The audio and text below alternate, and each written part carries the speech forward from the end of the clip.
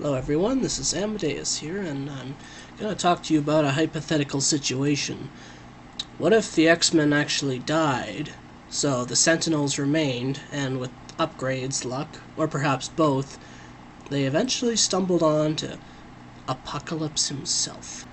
Well, first off, I'll be talking about Apocalypse himself. He has the ability to control technology. Shepherdess you can awe. I could no more love you than I could love a new species of bacteria. What are you doing?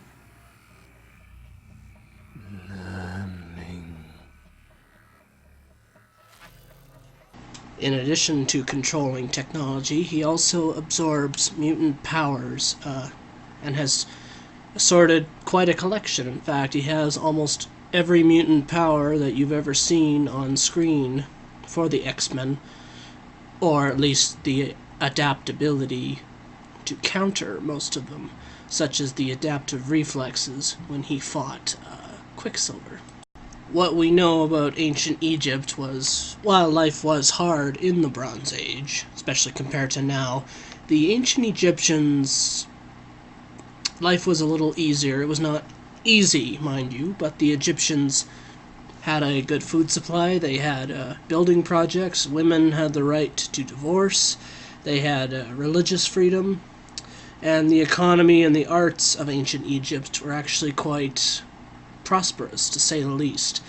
And we know that Apocalypse enjoys building projects. We've seen him both in ancient times and in the 80s creating building projects with his telekinetic powers, much less his rule over the kingdom.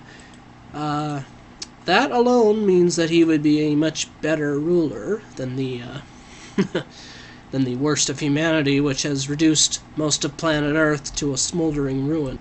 Now, I do love the character Apocalypse, but I'm not a blind fanboy. I am well aware that Apocalypse is not a good person, despite his messiah complex and his desire to be worshipped and thought of in awe by everyone around him.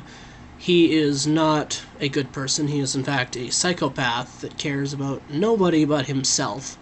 But in his efforts to be beloved, this would actually seem to be a benefit in comparison to the worst of humanity being overthrown. The worst of humanity, they don't hide their immorality. They've made it very obvious that life is a living hell in the post-Sentinel singularity that has been achieved. Whereas Apocalypse, being the smart guy that he is, would at least understand that being a savior as a god is one thing, being a savior as a liberator is quite another, and in fact it would give him many choice mutants to meld with once he has achieved this victory. Thing about Apocalypse is, not only does he have an immense array of superpowers for himself, he augments them. Any power he has taken has augmented several-fold, and he even has this ability to do so to other mutants. He did have to take over different mutants from time to time due to the fact that he still aged until he took over that one mutant who regenerates just like Wolverine. We've seen what he can do just by touching the mind of Charles Xavier. He eliminated the specter of nuclear war in seconds just by accessing nuclear silos and the people who turn the keys. This is not a person to be underestimated. It is not at all confusing as to why people would see this guy as a god. He can do almost anything he wants. So even if you're a skeptic about gods, it's quite convincing, especially in the Bronze Age. And to further throw this in is that being the liberator of a society where he wipes out the rest of humanity, the worst of humanity, which nobody will miss, he now has a whole planet of choice mutants that will possibly see, at worst, his taking over of other bodies as a necessary evil, and could even maybe be convinced that it's actually a worthy cause to donate your body and soul to this guy. You know, he could convince them that aliens might come, or other evils in the future, and that it's necessary. And he might even play the angle of the afterlife, or consciousness being the new afterlife.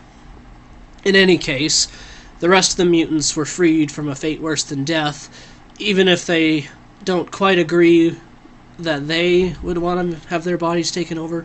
They're certainly not going to be so upset if it's considered a necessary evil, which it very well might be, seeing as how Apocalypse became so powerful in the first place by doing this, and this is how he was able to free the world from the Sentinels to begin with. And now we'll talk about the Sentinels. The Sentinels are, let's be honest, terrifying. They don't talk to each other outwardly like robots and a lot of fiction does. And for that matter, the Sentinels can copy most mutant powers of the mutants around them. Now, I'm not sure if they take them on permanently or if you can share them with other Sentinels, and they aren't really clear on that as to why the Sentinels only seem to have ice and fire and drill bits. They don't seem to have any other mutant powers, but it doesn't seem to matter since mutants can't really contend with these nearly indestructible behemoths. And the fact that even the X-Men are on the run from these things just goes to show how powerful Sentinels really are. I mean, even the Sentinels in the 70s were quite impressive, but these nanotechnology... I've been in a lot of wars. I've never seen anything like this. By being as ruthless as they are well coordinated, and as unstoppable as they are tenacious, the Sentinels have destroyed any mutant that resisted the totalitarian hellhole that the worst of humanity has since created. Any mutant that did not find a way to surrender or run away was systematically wiped out, as were not only humans who tried to do the right thing and save the mutants, they also killed a whole bunch of other humans that potentially had the mutant gene in them. As Wolverine said, only the worst of humanity is in charge. And to make matters worse, the Sentinels do not seem to be getting any weaker. They seem to, in fact, be getting stronger. The Series 10 Sentinels that you've seen in the future, just one of them, could take down several X-Men on its own, and is nearly unstoppable. Let's just break down what the worst of humanity really means, and why its intensity allows for Apocalypse to gain such a political victory in the first place. I've been in a lot of wars. I've never seen anything like this. Yeah, off the top of our heads, rape would be one of the first things that comes to our mind when we think of the worst of humanity.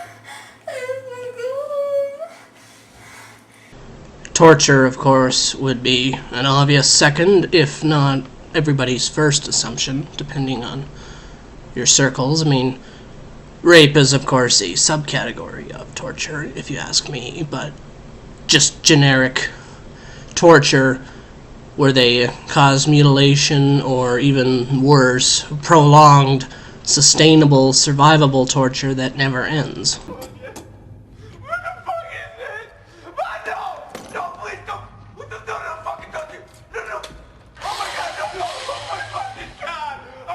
Of course, another subgroup of torture being some of the very worst forms of experimentation, the kind that don't just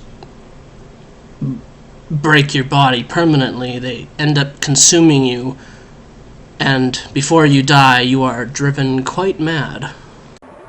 The corporations used a fast and cheap method of producing the defoliant, leading to an unnecessary byproduct called dioxin, the element that makes Agent Orange so hazardous to humans.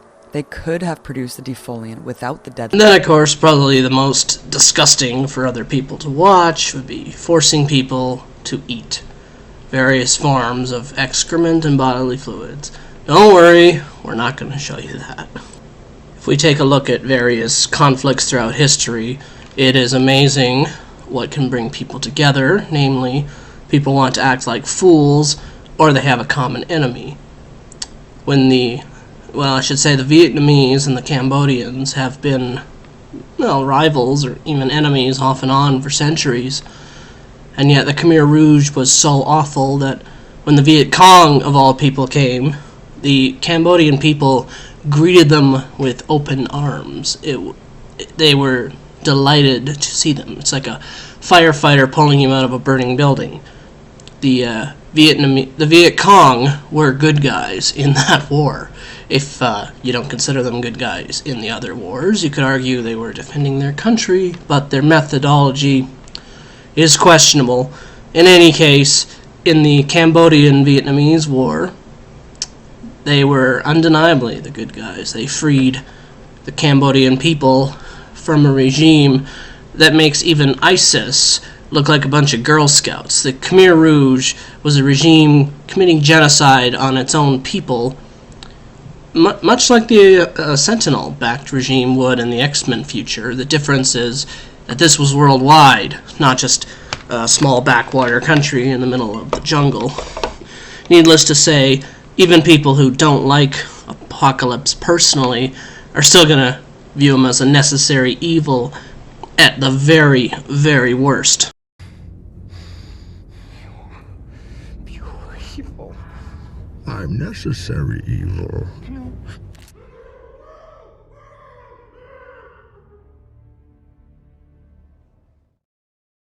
The thing we need to understand about Apocalypse is that not only does he love to be worshipped and thought of as a sort of a liberator or a savior, as well as a cleanser upon mankind and mutant kind, he would effectively be a savior.